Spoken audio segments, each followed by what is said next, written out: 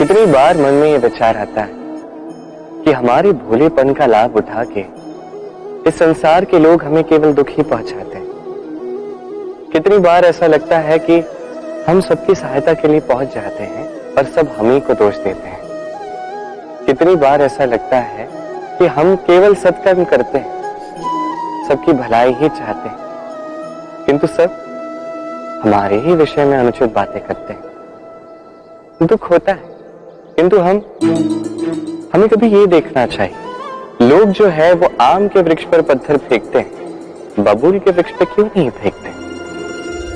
क्योंकि आम के वृक्ष पर मिलते हैं मीठे स्वादिष्ट फल, वही बबूल का वृक्ष हमें क्या देता है? केवल काट। तो यदि आपको कोई ताने मार रहा है, आप पे दबाव बनाने का प्रयास कर रहा है, आपके विषय में अनुचित बातें कर रहा है, तो कदाचित आप में ऐसा कुछ विशेष है जो उनके पास नहीं।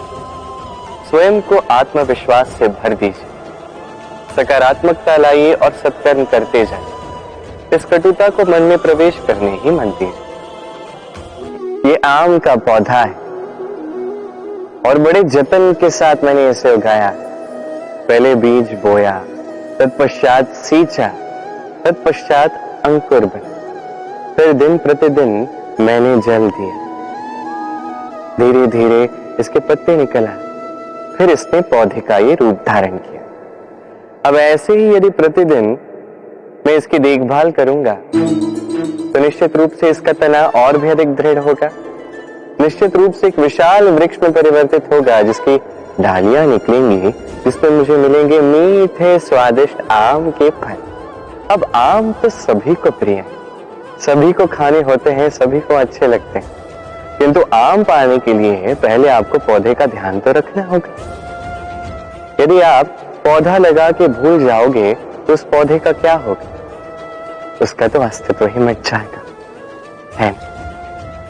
इसी प्रकार हमारे संबंध भी होते हैं। यदि संबंध बना के भूल जाओगे तो उसका भी अस्तित्व मिट ही जाएगा। तो केवल संबंध बनाइए नहीं, उसे निभाइए भी। निश्चित रूप से आपके संबंध रूपी वृक्ष के डालियों पर आनंद के मीठे स्वादिष्ट आम के फल अवश्य उगेंगे। हास्य, मुस्कान जीवन में अत्यंत आवश्यक होते हैं। कहा जाता है कि ये हास्य और मुस्कान हमारे जीवन में औषधि की भांति कार्य करते हैं, हमें स्वस्थ रखते हैं, हमारे जीवन के इस अनुभव को और भी अधिक सुंदर बनाते हैं। किंतु हर औषधि की भांति इसके साथ भी वही है। हर औषधि उचित समय पर, उचित मात्रा में और उचित प्रकार से ली जाती है। यदि ऐसा नहीं होता है तो ये औषधि भी शरीर को हानि पहुंचा सकती है। अब आप सोचेंगे कि हास्य से क्या हानि पहुंचेगी?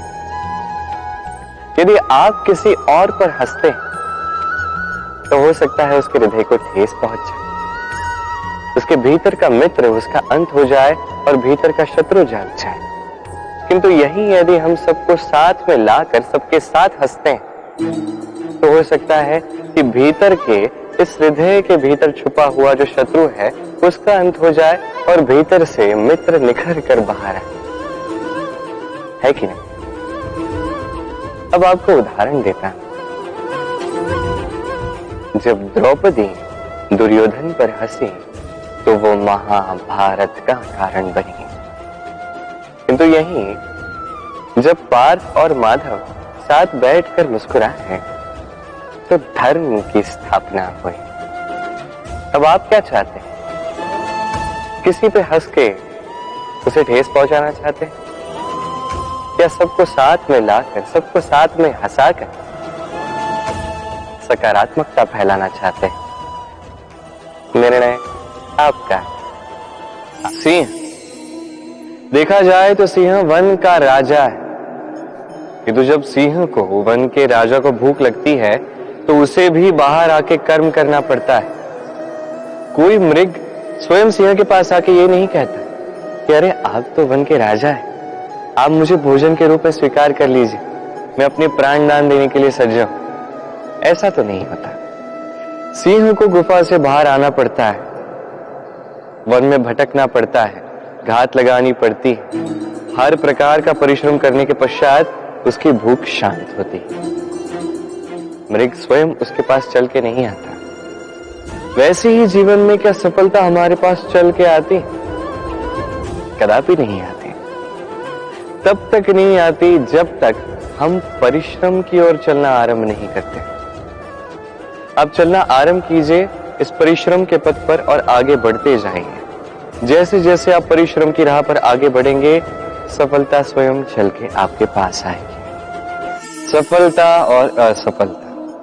मनुष्य का जीवन इन्हीं दो पहियों पर चलता रहता है, इसी के आसपास मंडराते रहता है। अब ये सफलता और असफलता अत्यंत लाभदायक भी हो सकते हैं, हानिकारक भी सिद्ध हो सकते हैं। निर्भर करता है मनुष्य पर। बात की जाए सफलता की, तो जैसे ही सफलता आती है वो मनुष्य के मस्तिष्क चढ़ जाती। वो अपने मार्ग से भटक जाता है, लक्ष्य से भटक जाता है, अनुचित कार्यों में उलझ जाता है, विनाश की ओर अग्रसर हो जाता है। किंतु यही सफलता यदि वो मस्तिष्क से निकाल के हृदय में बसा ले, तो उस सफलता को अनुभव भी कर पाएगा, अपने कर्तव्य भी अनुभव कर पाएगा, सोचेगा कि कैसे इस सफलता से समाज का, चार लोगों का और भला कर सकूं, और वही सफलता उसके लिए वरदान बन जाएगी। यही बात की जाए असफलता की, तो जैसी असफलता आती है तो मनुष्य उसे हृदय में बसा लेता है, दुखी हो जाता है, हारा हुआ अनुभव करता है, जीवन में आगे बढ़ने का साहस जुटा ही नहीं पाता। उसे क्या करना चाहिए? उसे हृदय से निकाल के मस्तिष्क के दृष्टिकोण से देखना चाहिए कि ऐसा मैंने क्या किया जिससे मुझे असफलता प्राप्त हुई। स्वयं को सुधारना चाहिए।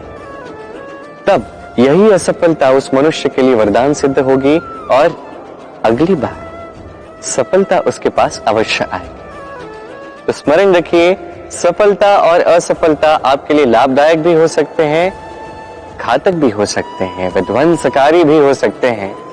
निर्भर आप पे करता है कि आप क्या मस्तिष्क से देखना चाहते हैं, क्या हृदय में बसाना चाहते हैं। अंत में निर्णय आपका है।